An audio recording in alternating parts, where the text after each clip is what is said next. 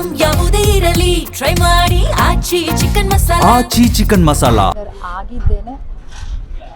ಜಾನಕಮ್ಮ ಅವರ ಹಾಡುಗಳನ್ನು ಕೇಳಿ ಅವರ ಹಾಡುಗಳನ್ನು ಕಲಿತ್ಕೊಂಡು ಆ ಹಾಡುಗಳಲ್ಲಿ ಯಾವ್ಯಾವ ಥರ ವಿಭಿನ್ನತೆ ಇದೆ, ಈ ಹಾಡನ್ನು ಹೇಗೆ ಹಾಡಿದ್ದಾರೆ, ಯಾವ ಥರ ಡಿಫ್ರೆಂಟಾಗಿ ಹಾಡಿದ್ದಾರೆ, ಇದನ್ನು ನಾವು ಹಾಡಿದರೆ ಹೇಗೆ ಹಾಡ್ತಾ ಇದ್ವಿ, ಇದನ್ನು ಕಲ್ತ್ಕೊಂಡೇ ನಾವು ಸಿಂಗರ್ ಆಗಿದ್ದು. ಏಕೆಂದರೆ ಸಿಂಗರ್ ಆಗಬೇಕು ಅನ್ನೋಂಥದ್ದು ಯಾವ ಕನಸುಗಳು ನನಗಿರಲಿಲ್ಲ.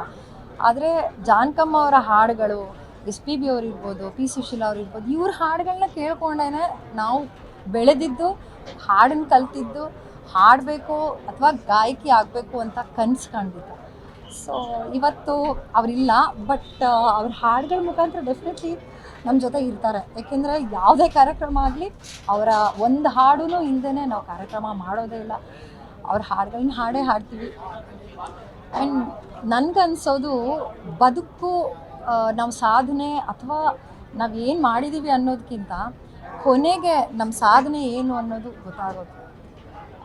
ಎಷ್ಟೇ ಪ್ರಶಸ್ತಿಗಳು ಬರ್ಬೋದು, ಏನೇ ಬರ್ಬೋದು, ಎಷ್ಟೇ ಹಾಡುಗಳನ್ನ ಹಾಡ್ಬೋದು, ಬಟ್ ಒಬ್ಬ ವ್ಯಕ್ತಿಯಾಗಿ ಪ್ರೀತಿ ಕೊಡೋದಿದೆಯಲ್ಲ, ಎಲ್ಲರಿಗೂ ಒಂದೇ ಥರದಲ್ಲಿ, ಯಾರನ್ನೂ ಭೇದ ಭಾವ ಮಾಡದೆ ಎಲ್ಲರನ್ನೂ ಒಂದೇ ಥರದಲ್ಲಿ ತಾಯಿ ಹೃದಯದಿಂದ ಪ್ರೀತಿ ಕೊಡ್ತಾಯಿದ್ರು. ನಾವು ಯಾವಾಗ ಅವ್ರನ್ನ ಹೋಗಿ ಮೀಟ್ ಮಾಡಿದ್ರು ಅಪ್ಕೊಳ್ತಾಯಿದ್ರು. ಆ ಅಪ್ಪುಗೇನೋ ಖಂಡಿತ ನಾವು ಮಿಸ್ ಮಾಡ್ಕೋತೀವಿ. ಆ್ಯಂಡ್ ಎಲ್ಲ ಸಿಂಗರ್ಸೂ ಆ ಪ್ರೀತಿನ ಮಿಸ್ ಮಾಡ್ಕೋತಾರೆ, ಆಶೀರ್ವಾದನ ಮಿಸ್ ಮಾಡ್ಕೊತಾರೆ. ಅವ್ರು ಪ್ರತಿ ಸರಿ ಸಿಗಬೇಕಾದ್ರೂ ಒಂದೊಂದು ಹೊಸ ವಿಷಯಗಳನ್ನ ಕಲಿತಾ ಇರ್ತಾಯಿದ್ವಿ. ರೆಕಾರ್ಡಿಂಗ್ ಬಗ್ಗೆ ಮಾತಾಡ್ತಾ ಇದ್ವಿ. ಈ ರೆಕಾರ್ಡಿಂಗ್ ಹೇಗಾಯಿತು, ಈ ರೆಕಾರ್ಡಿಂಗ್ ಹೇಗೆ ಮಾಡಿದ್ರಿ, ಲೈವ್ ಸಿಂಗಿಂಗ್ ಯಾವ ಥರ ಇರ್ತಾಯಿತ್ತು, ಎಲ್ಲ ಕ್ಯೂರಿಯಾಸಿಟಿ ನಮ್ಗೆ ತುಂಬ ಇರ್ತಾಯಿತ್ತು.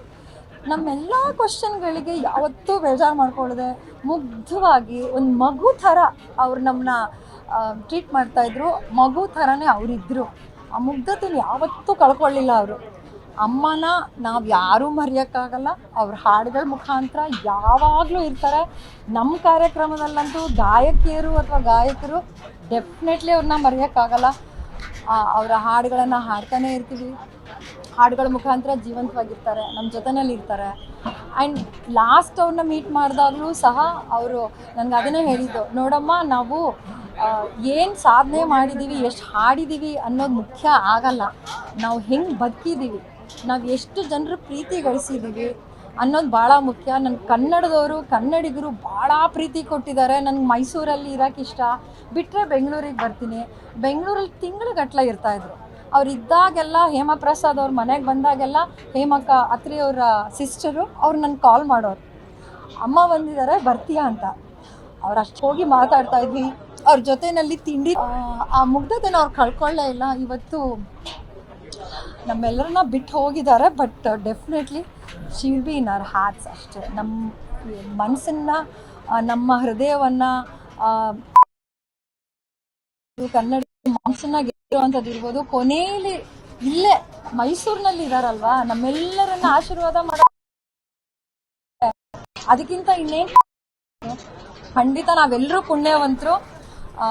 ಅಮ್ಮನ ನಮ್ಮ ಮೈಸೂರಿನಲ್ಲಿ ನಾವು ಪ್ರತಿ ದಿನವೂ ನೋಡ್ಬೋದು, ಪ್ರತಿ ಅವ್ರ ಹತ್ರ ಹೋಗಿ ನಮ್ಮ ಆಶೀರ್ವಾದ ಪಡ್ಕೋಬೋದು.